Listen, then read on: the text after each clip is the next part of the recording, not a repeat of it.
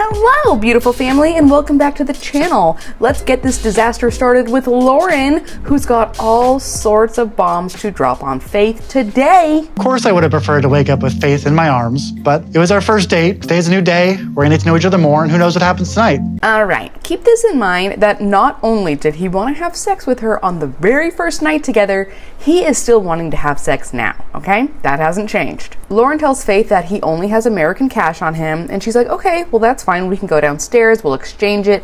How much money do you want to exchange? How many dollars you want to exchange? All of it? Like 45, 46? He flew to a whole nother country with $46 to his name. She's like, is this all that you have with you? And he goes, well, no, like, I'm going to get another paycheck soon. And as he's telling her this, he can't even look at her. I have no problem being open about my finances. I just hope she doesn't get turned off by it. If you have no problem, then why didn't you tell her these things before you came? It cuts to Faith, and she's like, America is full of opportunities, and it seems like Loren is constantly working, so how could he only have 40 bucks? Loren claims that he doesn't do drugs, but if you listen to his stories, all of like his family members, the people he was living with, they were all on drugs, but not him. I think he does have a habit, and that's why he literally has nothing to his name. Is there anything you want at the market? Because I have some money. Yeah, let's see. She tells him he needs to budget his money because it's not going to last him, and he's like, no, whatever you want. She starts showing him around all the different vendors, and I guess he needed some shoes, so he picks out like some generic Crocs, and he's just giggling and laughing away because they only cost $3. And I'm like, we have that here. You can walk into Walmart. I think one time I saw Crocs on sale for $1. Maybe they were flip-flops, but you can walk into a gas station and get really cheap Crocs anywhere. So be careful because we need to spend your money in a good way. Yeah. Loren doesn't care about saving or budgeting. He's revealed to multiple people that he has no problem prostituting himself for cash or food or a place to sleep. I don't think he even considers it prostitution because he likes it. He wants to sleep around. For the first time in my life, I can afford to just go out and buy my girlfriend whatever she wants and a pair of shoes and spend money the whole day. He is really proud of himself here. He could spend the whole day shopping for Faith, as long as it's under $40. And how come when they're paying, there is this random person touching Faith's back? The hand looks too big to be a kid's hand. What is that? I could financially be stable for once, and I could just pay for whatever she needs, and we'd both just be happy. Loren is becoming more excited with each purchase. He keeps dropping little hints how great it is in the Philippines, because remember, he wants to stay there forever! And Faith has no idea, but she's about to find out. He seems very impulsive. That worries me about our future together. They go back to the hotel to change because now it's time for Loren to meet one of Faith's closest friends. She's more like a family friend, and Faith sees her as a mother figure, so this is really special to her. They walk into where she lives within the hotel. Her entire life is in this one room. There's a bunk bed, but she has prepared chicken adobo for them and tells him to please sit down and start serving himself. You love her? Of course. I tell you I love you. Yeah. Every day. Really? Yes, Wow. of course. Loren isn't really contributing to the conversation at all. He's just waiting for her to ask him questions and engage with him. So she's finally like, well, what's your plan? And here we go with, well, it's complicated. There's an idea where I don't just go home. I just stay here somehow. Faith has given him the side eye like, dude, this is the first time I'm hearing of this plan. And Mama Faith says, why? Why would you want to stay? And he just says, oh, I can see myself living here. Do you want to stay here for good? I don't know because, I thought if we've been together, we're going to be moving the US. She didn't know he's completely broke. She didn't know he's trying to run away from his responsibilities in America. She doesn't know he's been sleeping around the entire time. And that's not even the worst of it. Faith tells us that it was so clear she wanted to come and live with him in America. So she's beside herself hearing this information. Bring Faith in the States and you're gonna work there. Maybe yes. In America, I'm homeless. They've been talking to each other every day for months, and Faith doesn't know he's homeless. He tells them that in America, he doesn't make enough money to be able to live anywhere. I'm sorry, no. This guy has some sort of drug habit or something. The question is, which one? Si Loren, ginagamit niya si Faith kasi si Faith is a job stable kasi yun ang gusto niya. Yup! Mama Faith called it out within 5 minutes of meeting this dude. This is bad, and I anticipate things to get a lot worse for Loren in real life because he is continuing to make very poor decisions.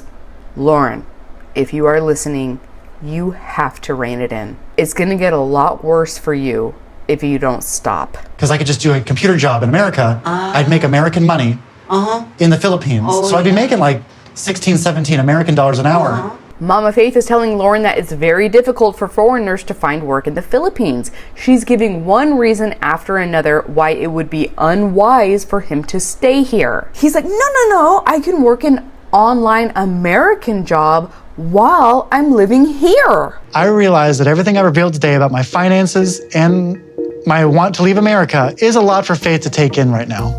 But I know I just made her so miserable, but that's okay because I put so much thought into this. I have a plan.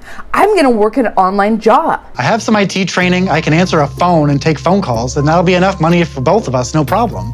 Then the producers are like, do you even have that kind of training? No, he doesn't. The delusion is strong with this one. Now I can see why he wanted to hang out with Rainy,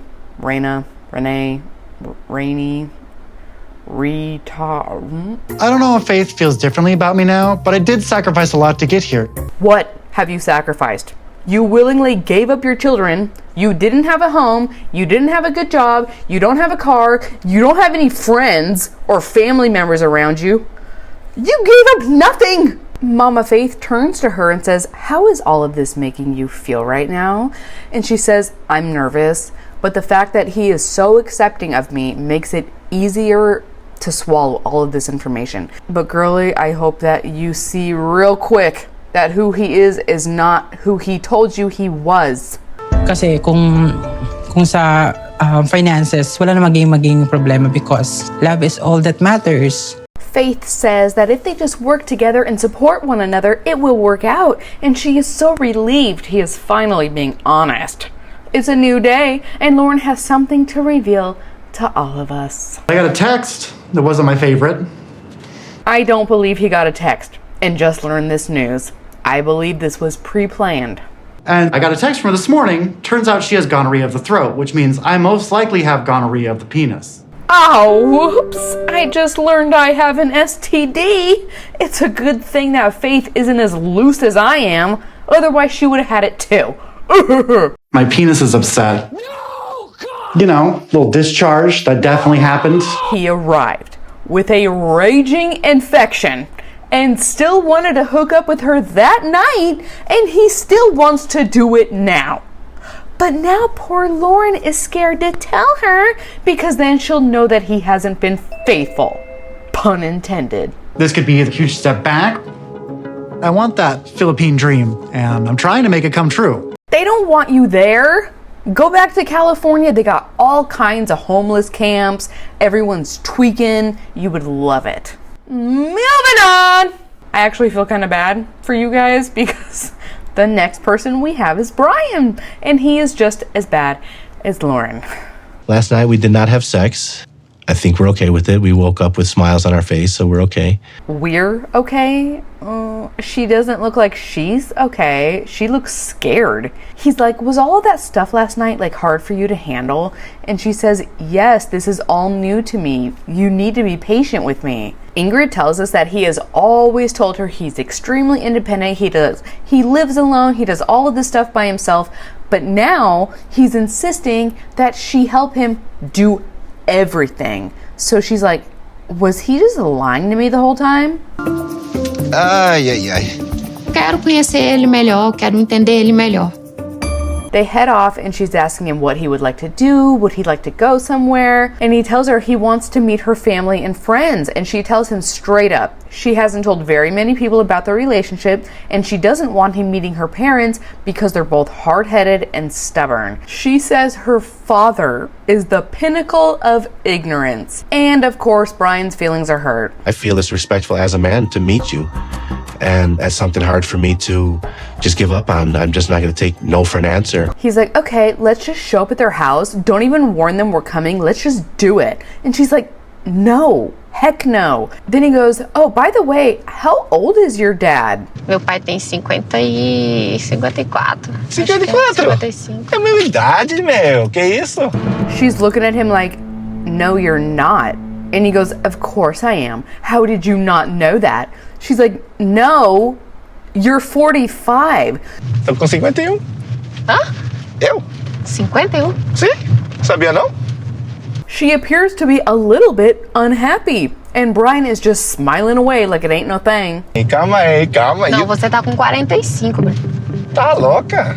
Brian, você sempre falou pra mim que era 40. I was so mad when he said, are you crazy? Ultimate manipulator, I'm telling you. It cuts to Ingrid and she says, I thought I knew Brian really well. We've been talking for 2 years, and when we started, he told me he was 43. So now that would make him 45. And that's also his age on the dating app he was on. He can see he just took the wind right out of her sails, so he says, I have no problem telling people my age. I'm proud of it. Ingrid's like, why would he lie to me about this? I'm scared what else he's about to surprise me with. For me, age is just a number. I mean, I'm still the same guy that... Okay, how many times on Chris Hansen's show have you heard guys saying, oh, age is just a number? I really don't care about age gaps. It doesn't make a difference to me. But he lied to her, and he knows he lied to her, and now he's just trying to soften the blow by, it's just a number. Como é que aconteceu tudo isso pra você ficar assim? Você nunca me contou. He does not want to have this conversation. He says that Ingrid only knows it was an accident. She doesn't know what kind of a man he was, and probably still is. He goes, so wait, have I never told you that I used to sell drugs? No, I didn't. Wow, that's funny, right? Contei não? Não. Eita. Eita! Uau. Uau, é muita coisa? He tells her he sold drugs for 5 years and he also used those drugs. During this time, he met his second wife, drank a case of beer a day, and a whole bunch of cocaine. She is mortified. Then it cuts to Brian saying his... Oh my gosh,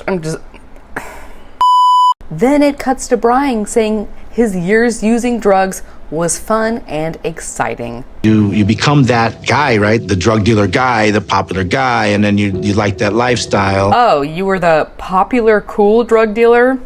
I can't say I remember any of those in my heyday, but okay. Brian is trying to cry as he tells us that his family didn't approve of his choices, so he wrote them off in pursuit of money and being super cool and popular. Then he tells Ingrid that one day he finally decided he didn't want this life anymore, so he told his wife that they are done, and she got a little bit upset with him. Eu tava estacionando o carro e tinha dois homens do lado, ficou e chegou. Quem chegou tinha arma na mão. He's like, oh, I didn't expect a bullet to hit me like that. What do you mean? And since then, he's been in a wheelchair. Não me sinto bem não, Brian. Não é pra sentir bem. Oh my God. I feel so bad for Ingrid. It's like all of these cast members catfished each other. Wait, all of the catfishers are American. Nunca usei droga. E eu não aceito esse tipo de coisa assim, sabe? Não tô bem com essa notícia, não. Unfortunately, the car ride was several hours, so now they're awkwardly sitting in silence, and he goes, it's so quiet. And she's like, yeah, it's good that it's quiet. Por que você não falou Adnan antes da droga, antes da gente marcar de se ver? I think it's because he's a sleazeball and he was not going to risk missing out on that booty. He's like, it's really not a big deal. It doesn't matter. I mean, I was hoping because it's ancient history, it wouldn't be a big deal. I'm hurt by it and offended. She's like, what if you start using drugs again after we get married? I think the only reason you quit is because you couldn't walk anymore. I'm hurt by it and offended. I'm sorry. You are offended because she's upset that you've been keeping all these secrets? How about you just go home? Go away. He's like, ugh, I've been through so much, and who doesn't have a past? I'm proud of my past. They go to the hotel, and Ingrid is really upset still. He's like, come on, let's go down to the pool. And she's like, you can go down. I'm just gonna order us some food, okay? A processar tudo isso que eu descobri em tão pouco tempo, não sei. Eu fiquei muito com a cabeça bagunçada. Having to go back and sleep in the same room. Oh my gosh, I would be so uncomfortable. I don't think I would sleep at all. I would tell the cameraman, you guys just stay here all night, or just leave the cameras on the dresser pointing towards the bed and don't turn them off. So Brian throws himself in the pool. Ingrid orders them some fish, and she tells us that she feels deceived. Eu me sinto assim enganada. I'm upset, I guess, because I feel like I'm being judged. The lack of accountability this season. I assumed Brian was going to be a really nice guy, but the more he talks, the less I like him. All that he cares about is himself. Ingrid tells us that if she had known this, there is no way she would have considered even dating him. She hates drugs. She doesn't want to be tied up with an addict. And I get it. It makes her uncomfortable. She's allowed to feel that way. And now Brian is making himself the victim. E relacionamento começa com mentira, como que eu vou confiar nele? That's where we leave off with these two. Now let's move on to Grandma Veah in her purple kitchen. My ex-boyfriend Rory is traveling with me to South Africa, and he just arrived in town. I'm excited. He arrives at her house and she's already freaking out because she hasn't packed anything yet.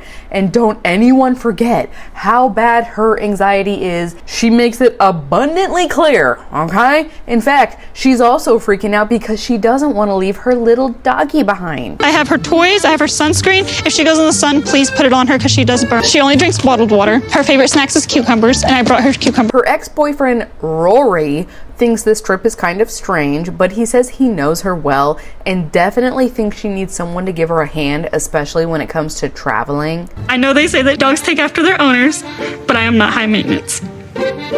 Rory says I am, but I'm not. They go out for coffee and we learn that her mom is currently homeless again. And she tells us that Rory has been with her as she has dealt with some of the most difficult things in her life, including their baby. A traumatic experience like that either makes you closer or it breaks you. We were coping so differently. Eventually, we grew apart. All right, it makes sense why you guys have such a strong bond, but this is still a horrible idea. Sonny is gonna flip his wig, especially if he finds out that at one point you guys were pregnant. He knows I'm going with you, right? The answer right now is no. She's like, I don't want to get in a fight with him right before I leave. Sometimes he can get mad. And Rory's like, I think it's kind of messed up that you didn't tell him. Makes me feel a little uncomfortable going into this situation. And she goes, when I get there, it will be so much easier to read his vibe. So then I'll know exactly how to tell him. And he's looking at her like, I don't like this vibe. And I forgot to add this part. Sonny wants her to convert to the Muslim religion. And she tells us that one of her foster homes was very religious. It definitely sounded like a cult to me, but that experience was really hard on her. And she says, I would never accept a religion that is being forced upon me. Moving on. I'm going to summarize these two really quickly because I feel like it's kind of just a repeat. It's the exact same thing we saw the week before. And honestly, listening to Tigerlily, it is so annoying. I've never heard someone talk so slow. All right, so they're having a big fat Jordanian wedding, hundreds in attendance. Adnan leaves Tigerlily alone with her two friends after forcing the girl to agree to watch them the entire time. Only touch her hair. Okay. You will watch? I'll watch. Okay. So he leaves, and a second later, an entire crew of men are there to film the wedding and I guess this process. Tigerlily and her friends are like, wait, no, there's not supposed to be any men in here. And they're like, no, he told us. I see that the videographers are men. I am a little bit confused. Only a little bit. Her friends are like, aren't you gonna get in trouble? And Tigerlily's like, I don't know. And she tells them about the hairdresser from the night before and how he was like browbeating the hairdresser the entire time. Seeing him like that made me like a little bit more like understanding and accepting. Nobody was expecting her to say that. I did not expect her to finish off the sentence like that. They're like, he is showing you how controlling he is. And she's like, no, because I'm his most prized possession and it makes me feel so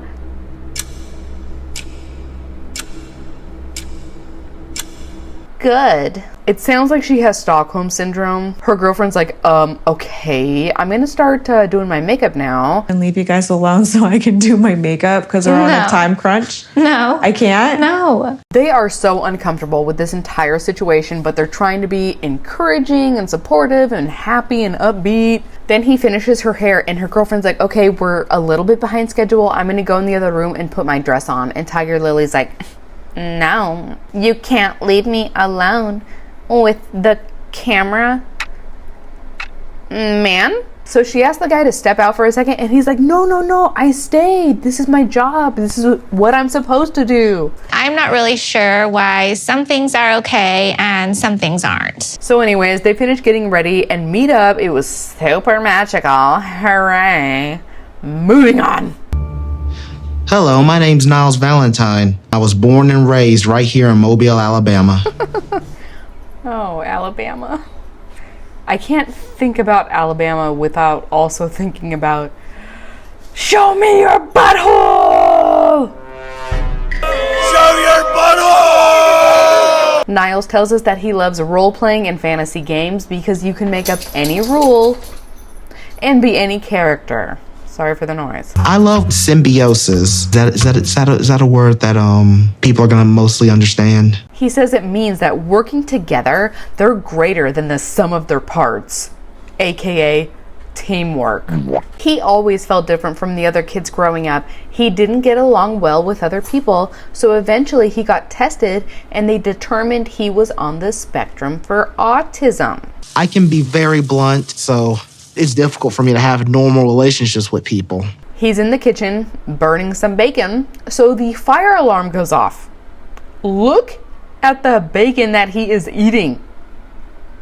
He says the sound of the fire alarm is worse than someone smashing his head in with a hammer due to his heightened senses. He says he can smell everything.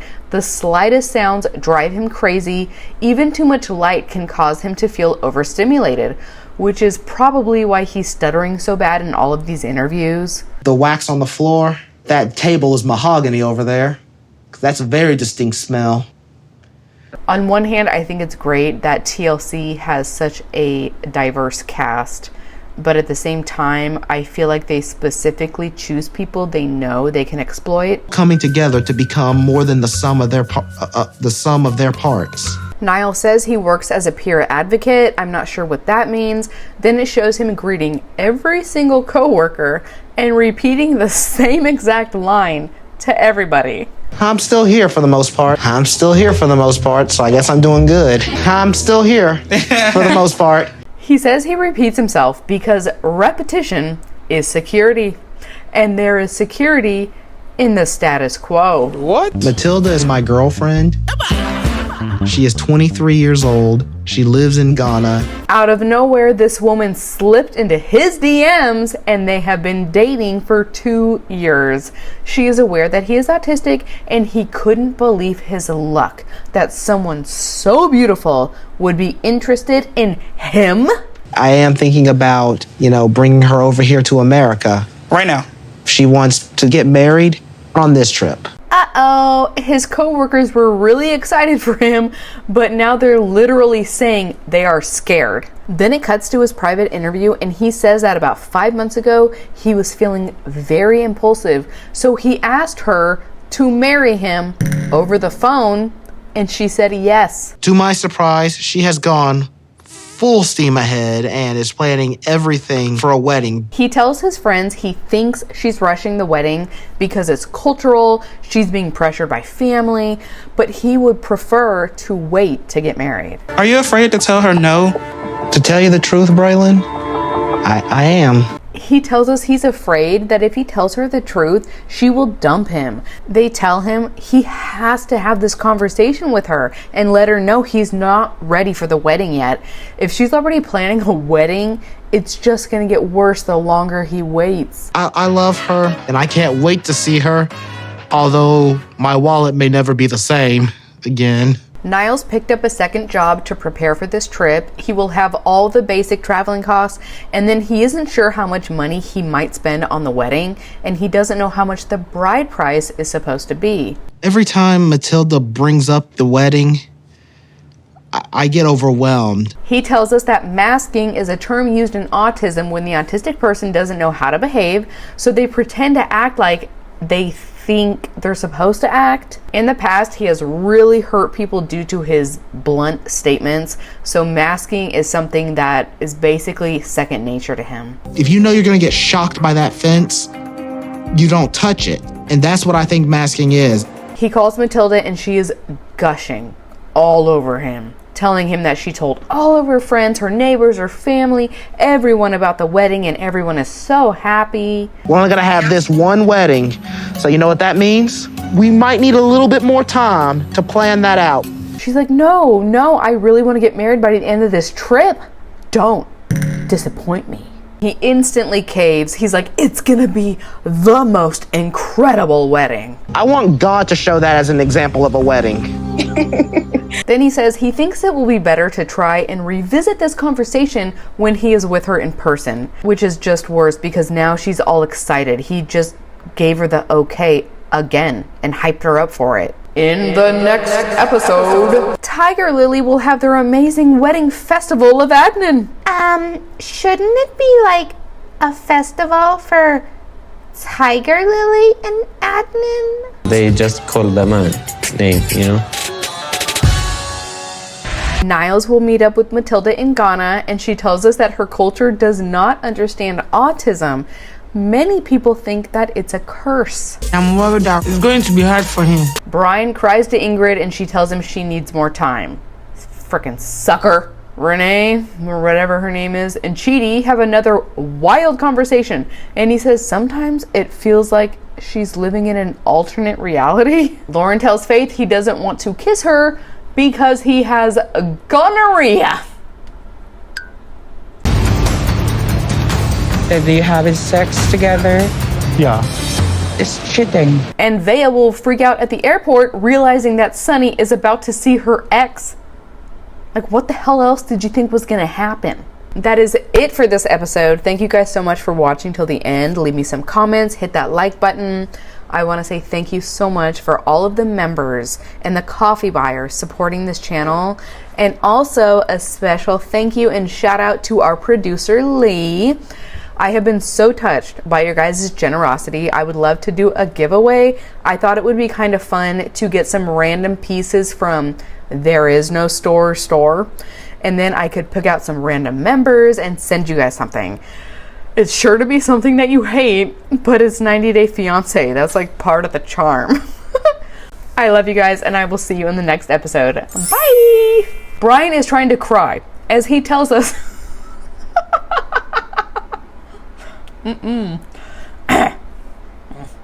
Brian is trying to cry as he tells us come on.